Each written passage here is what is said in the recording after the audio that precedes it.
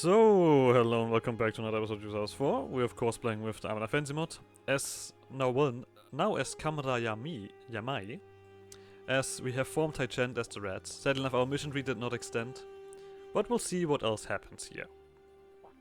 Either way, we are gonna take these new traditions because they are just so much better, as always. But let's read what we have to say here. On the shoulders of giants. Anbennar, Jordan, Utalan Bek, Orolkar, these rulers conquered Tai-Chen only for their empires to crumble after their demise. The Nakadi and the Goverans also conquered Tai-Chen and attempted to build a longer lasting empire, but in the end they failed as well. This is all in the past now, for Tai-Chen is once again united under our rule. One thing is certain, however, we must not let history repeat. We stand on the shoulders of giants whose achievements and failures shaped our present reality, and while all those that came before us failed to build a truly unified Tai-Chen, they will serve as a lesson for our empire and scholars. Every mistake our forebears made will be studied in detail, every folly analyzed, every success investigated, and every achievement outdone. Some reform progress, quite nice. Path of Ascension. Our faith in the diverse divinity of ascended heroes has created an issue now that there is no more endemic warfare in Tai-Chen. The easiest way for a common peasant to ascend through combat and bravery has been closed to them. For most this is a cause for celebration, but those with ambition will see their opportunities to ascend dwindling before their very eyes. Thus we have set out a new program to encourage the pursuit of less warlike occupations that give our more ambitious citizens the opportunity to become gods. Most notably, this program has led to an increase in intellectual pursuit even among the lower classes. Some cost reduction. The Tai-Chen Spring. Ever since the ruin of Alentia, Tai-Chen has known nothing but warfare and chaos. For millennia and beyond, the most common way of a farmer could meet his end was either on the field of battle or at the edge of a marauding soldier's blade. With the end of the unavailing warfare came a population explosion. As new generations were raised in peace and prosperity, as new crops and farming techniques spread to Tai-Chen by the way of Canonian traders and experts, the population boomed and grew to heights never before seen in Tai-Chen. Yeah, as it turns out, if we don't just keep killing each other, we actually get some population. It's crazy, isn't it? So, but we are not done yet with reading, because this continues. And I feel like we're gonna do a few more things here. Oh well, it's actually alright.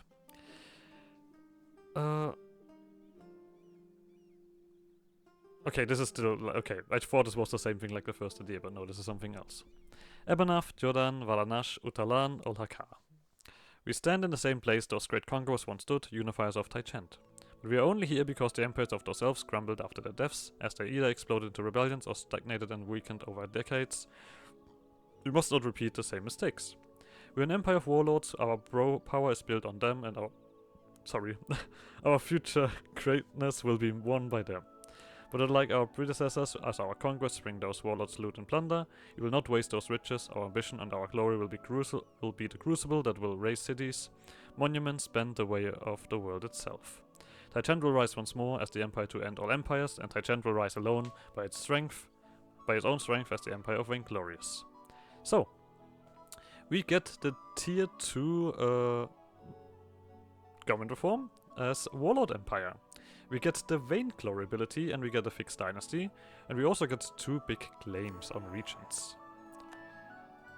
Let's see about these claims. So we mainly have... Why is there a gap in between this? Or whatever. Okay. Very well. The Vainglory ability is right here. So, we gain Vainglory by killing, by conquering, and for having several marches. Oh, okay. Gaining Vainglory is a bad thing, because the more Vainglory we have, the more step cost and monthly war exhaustion we get. Interesting. But I assume that we can use Vainglory on different things. Non-core provinces, non-self-producing provinces gain devastation, lose 1 random development. Or this is basically... we push our... This is basically we remove development to slaves. This just spends money for Vainglory for improving non-slave provinces. This one gives us... we will convert provinces that are not of our religion. Well, that's also cool. And to our primary culture. One of them will convert, okay. Building greatness. This gives us a construction cost reduction, but we do need 60, and it costs also manpower, okay. Anti-Gen Bloom just gives us development cost reduction, and we have a chance of getting more development per click. Alright. So. Next thing on the list. This is just conquer this. Okay, conquer this and build the place up. This is United, less than 500 Gendian, now open conversation, and we need, okay, we need to conquer all of this. Both of these are just conquer the rest of this. And this is setting the sun.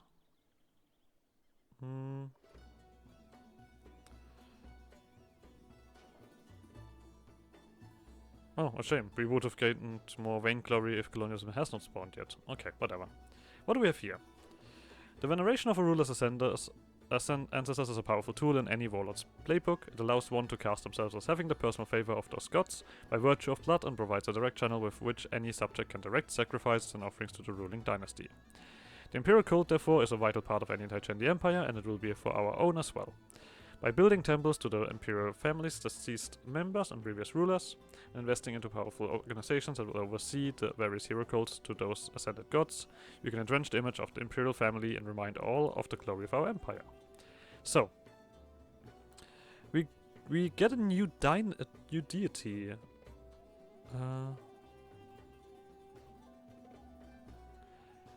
Okay, so basically this Uesrennu should have maybe already spawned, and we've kind of been fast enough. Well, either way. They might... Wait, do we want to click this? Because this helps me... No,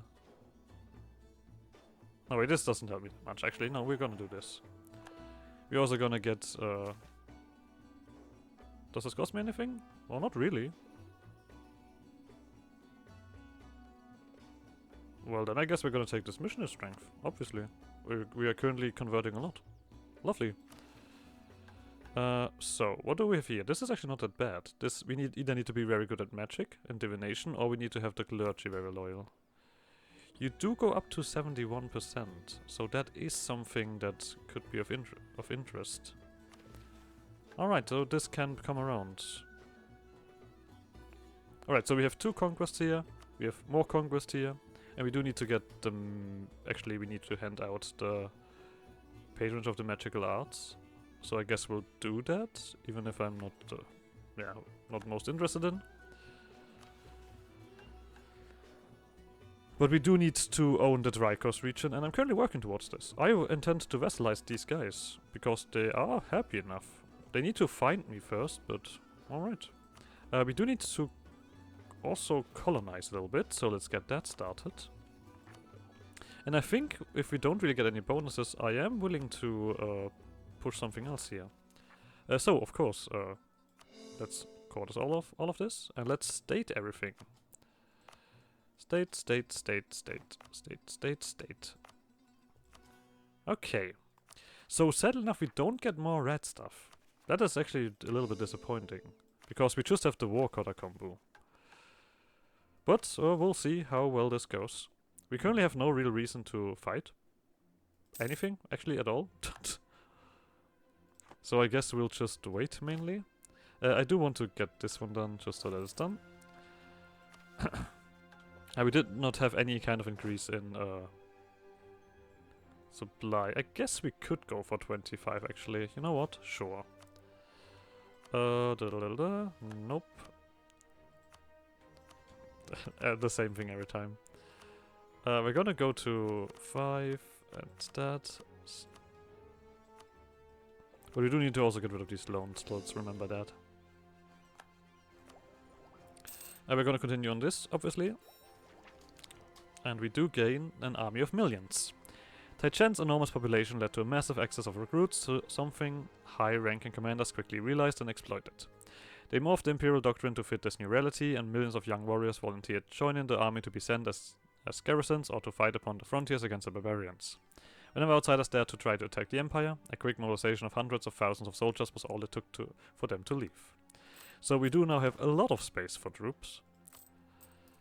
So we still have the rat mechanic, which is something that I'm actually not super happy about. But at least we will sate the rats for a while now. I guess that we have that positive. Let's hope that will stick around for a while. Yeah, we are overextended. Let's not forget that. But you guys are all happy. So there was something here that yeah, we do need marches. I wonder if we kind of gain any incentive on the missions to create marches, or if we gain like special marches.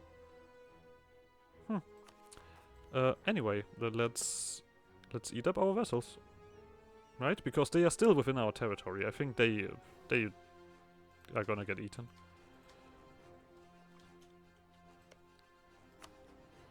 Annex, annex, and this one as well. Don't worry about it. Our merchants are resented. I resent you. So I guess our guy's just gonna stick around for 50 more years. I'll take it. No worries, guys. You don't need to get my knowledge sharing. Yeah, we don't have anything here. We get some particularists. Let's kill those guys. I hope that these guys are gonna become more relevant at some point, because at the moment they're a little bit boring now. Oh, I guess I should probably send you guys around here. Well, I guess you have more to do then. Let's hope this current sated swarm is gonna be alright.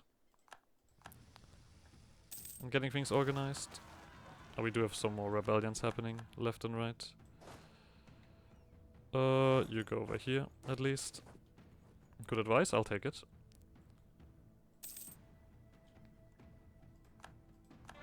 You don't need to siege this. You can go here already. So, we do have one more loan, I think. No, 2 more loans. There we go. We can have so many more troops now. Yeah. I'm not gonna take any hot advisors. Well, I guess it's up to for interpretation what is hot or not, or attractive. Okay, just reduce all these problems. Because this is part of this region, right? Yeah, okay. We're gonna colonize that then, obviously. Do we want anything here? We do need you guys more loyal. And I guess I would like something, you know what? There we go. That's gonna make this easier. We do need 500 ducats for this. Yoink. We're gonna, of course, make use of these men. As we are not completely hot on the manpower, but we should actually now get pretty good at it. Because of the ideas.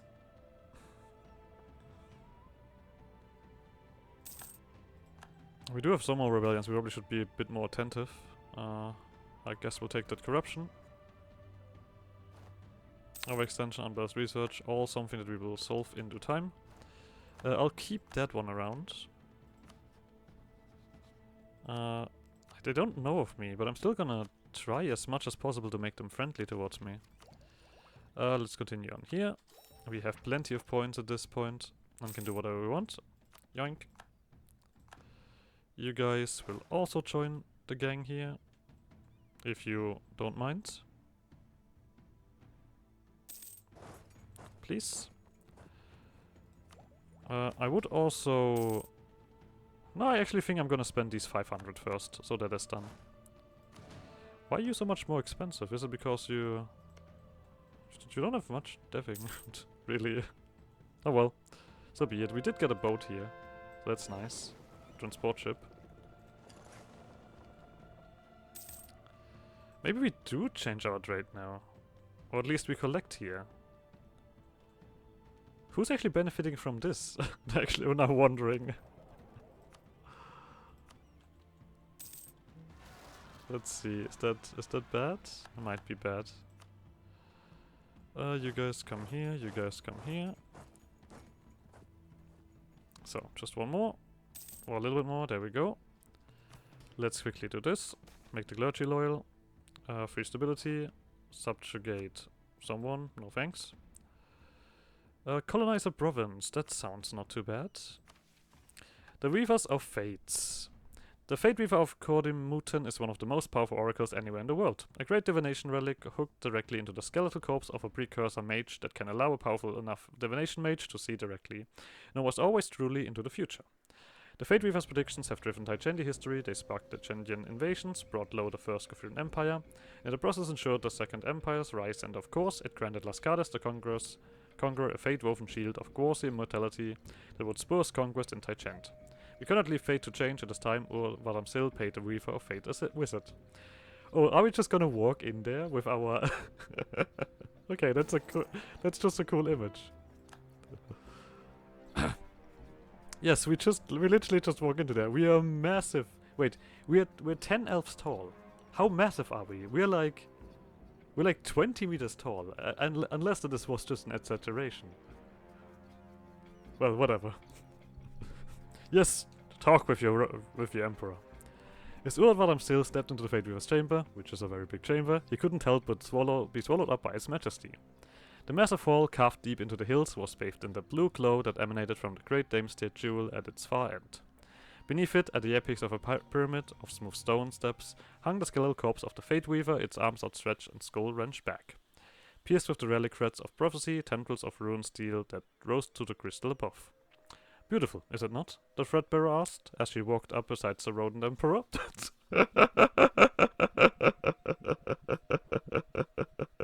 Yes, it is indeed. We ought to go closer. It took them a few minutes to reach the base of the stairs. Each step Valamsil knew was one taken by Dalagvash, Olhokar, and Lascades, countless conquerors and warlords and traders and politicians of ages past. They had each saw the glimpse of the future beneath the hills of Kordimutan. Now it was Valamsil's turn. As they reached the steps, the Threadbearer turned, motioning the rodent emperor to halt. When I commune with the Fate Weaver, I will be channeling a power above any you could imagine. My own exceptional divination abilities are all that prevent a very gruesome death. Are you as strong as me? Valamsil shook his head, blushing slightly despite his station.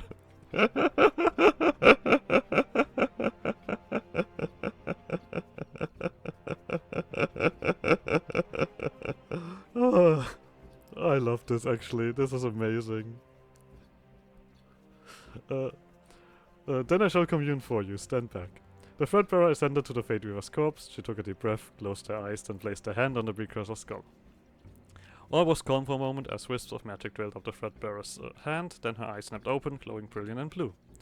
The wisps became a rush as the Threadbearer's pure white gown billowed against its force, and the light within the jewel above burned bright enough to blind, and the world seemed to tremble at the power, and the future divulged its secrets.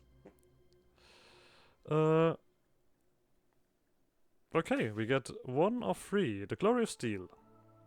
I see. The communion was over in less than a minute. In a heartbeat, everything suddenly stopped. The Threadbearer released her hand from the Fate Weaver's corpse, and the raw, rushing power of the magic seized motes and wisps all that remained. After taking a moment to collect herself, she turned and descended the steps silently, her face an unreadable mask. So, Valamsil asked tenderly, what did you learn? Was his empire to fall? Would he need to sacrifice his firstborn son? Would he be unkillable until he turned 61 years old? Or would he see unparalleled success, glory and riches unrivaled? The Threadbearer paused for a moment, her eyes moving to the sword at Denariatam's hip. Your armies will be uncountable, their advances unstoppable. Your empire will march to the ends of this world, conquer lands not yet seen by elvenkind, but you will also fight enemies closer to home. She looked up into the rodent emperor's eyes. Enemies await abroad in the daggers of fanged teeth and shadow-shrouded steel await you at the home, waiting to strike and waiting to take what they think it's theirs. The Threadbearer gave a little bow, her prophecy relayed, then began to walk back to the chamber. Conquest and steel and daggers in the dark, the rodent emperor said to himself, as he looked back to the great statue behind him. After pondering for a moment, he smiled. Yes, I think I can work with that. So, we get prophecy of power. For 50 years we get discipline, but all the states are a little bit less loyal, but we do get 0.3 monthly event glory. Okay. So we can actually make use of this stuff without conquering. Lovely. So this is, I'm gonna have this image every time in my head, that this massive rat demon creature is gonna be treading about and talking. And they're just gonna act like it's the most normal thing.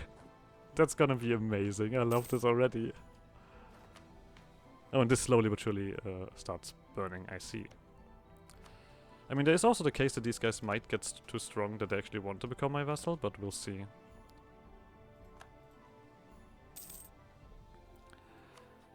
Otherwise, we don't have anything else except conquest now. We do need to wait for the truces to be over. Amiens is gonna be my next target, obviously. We will burn it down, and we get another colonist. Oh, lovely.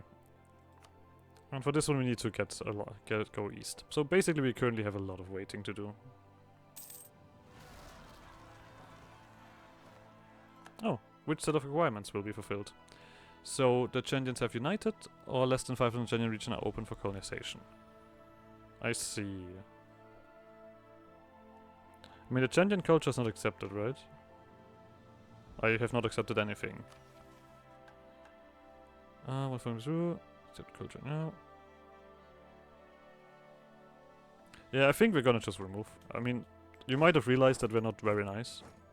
I mean, we're still a warlord, and we're still all right with slavery, and I'm gonna probably continue that because it just makes narrative sense that we just keep being the bad guys.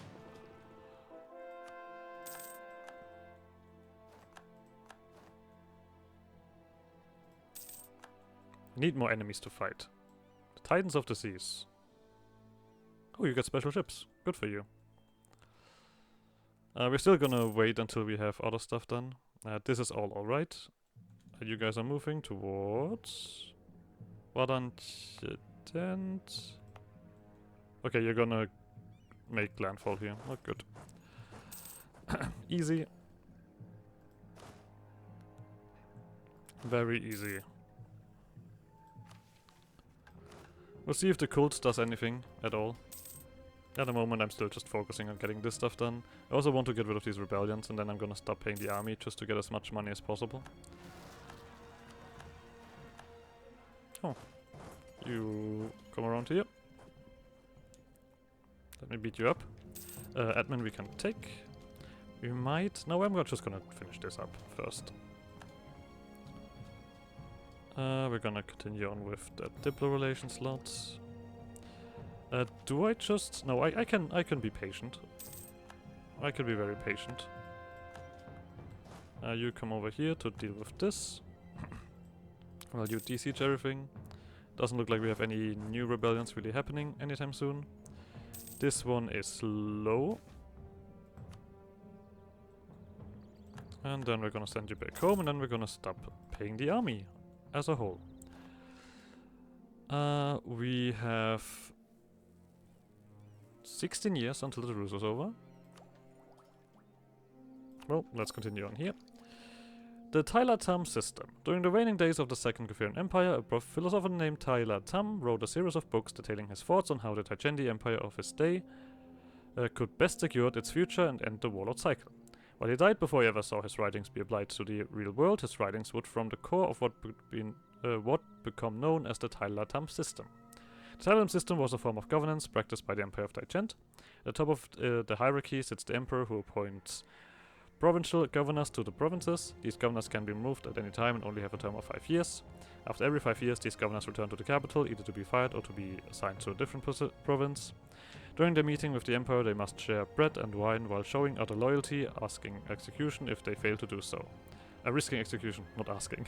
Risking execution. Nobility was not heritable under the Tai-Lam system. All land was owned by the emperor and was rented out to the aristocracy. Thus, the nobility were forced to stay loyal, obeying all orders of the emperor and the provincial governor, for if they disobeyed, they would lose their position immediately along with their heads. Monetary autonomy change and administrative efficiency. We have a very direct rule for, well, the rodent emperor. But that is the only correct rule, right? The rodent emperor. I mean, I would, to be honest, if I would be having to deal with the Rodent Emperor, I would very much let him do whatever he wants. Seems like the kind of guy I'm not gonna question anyway. So, I don't want to pay too much here. I don't also need that desperately need admin, so I'm just gonna go for level 2 advisor now. That seems to be more reasonable instead of level 3. As we are waiting, I mean, I guess we are catching up here, and we do have something to gain. But otherwise, we're doing alright. So this is all pushing back in. This colonization, what do you want from me? Oh, you want something that I actually don't want to colonize. Whoops. Oh, that's my bad. Or I don't want to colonize yet. Let's say it the way it is. Oh, you found Western Kant. You don't want to be my vassal? Okay. Don't need to be your friend then. Do we... No, this is a question. Do we just go wild? Like, just go straight up balls to the walls? I don't have really space here, so I'm not really sure if I should do that. I could. We do need to get these loans gone. Yoink. There we go. All of this stuff. I mean, we do still need...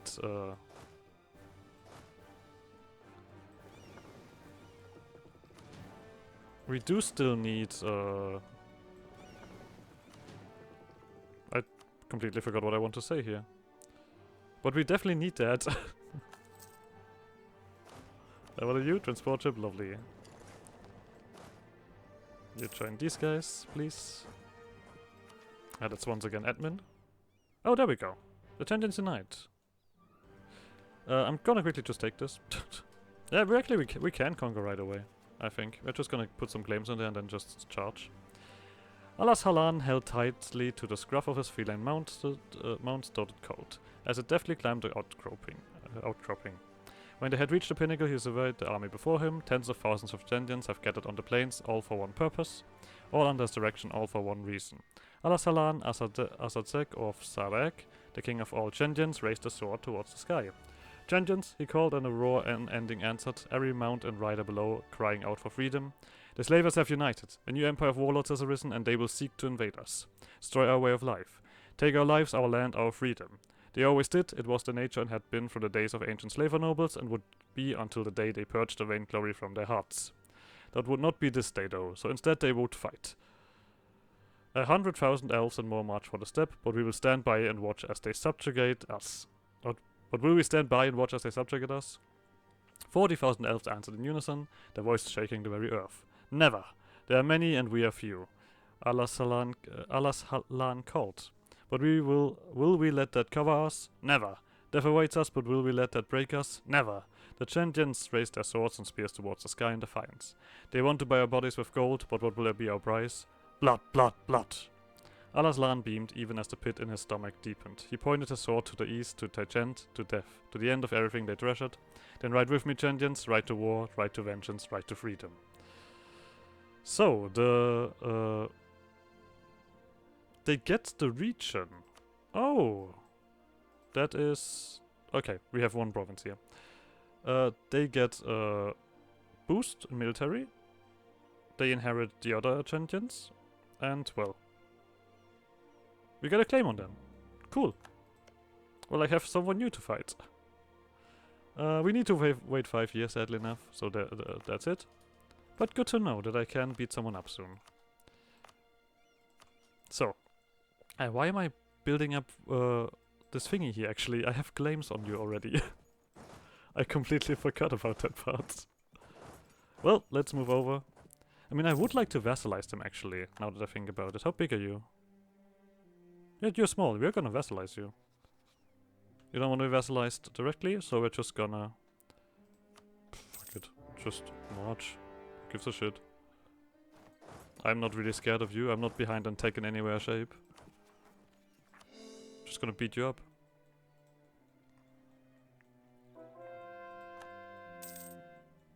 Hello, sun guys. It is I, your a problem. Still not done with this here. No, my air! A 161. I guess I don't really care. Actually. Ah, there we go. A better air. Lovely. They're probably gonna move in from the top here, I assume. I'm gonna once again just use my rats mainly for rebel smashing. I think they are doing a pretty good job with that, at least. But look at that, we're getting better and better. Let's get some vainglory, shall we? You guys are also just gathering your stuff. You're actually getting attacked by this by these guys. I didn't check how long this lasts, what they're doing, I have to admit. But we'll see. Like I said, we're gonna vassalize these guys because I want them to, well, colonize for me. There's no reason to not do that. We do get also trading in precursor relics, which is also amazing. I'm sending in the cavalry, sure. You guys cannot get here, but that doesn't really stop me. That doesn't really bother me too much. Let's continue on with this, and you know what? Let's finish this up. Cult of the Emperors. The task of ruling an empire the size of Tai-Chent was no small feat. It could even be considered to be of legendary proportions. Thus it was no surprise to many that upon the death of the first emperor they were declared a god. Subsequently all emperors were declared gods upon death, and as their statues appeared in every city, the imperial cult became widespread. With this, the common people who now felt they had a connection with the royal family. This not only reduced unrest in the empire, but also encouraged loyalty of commoners towards the king and crown. Tolerance of the Roof 8+2, fantastic, and reduced the morale damage taken by reserves. With that, we're also going to end this episode here. We have much to do, much to conquer. We have a new enemy, and soon enough a good vessel. And I guess we'll end this episode. I'm gonna see you guys next episode. Bye!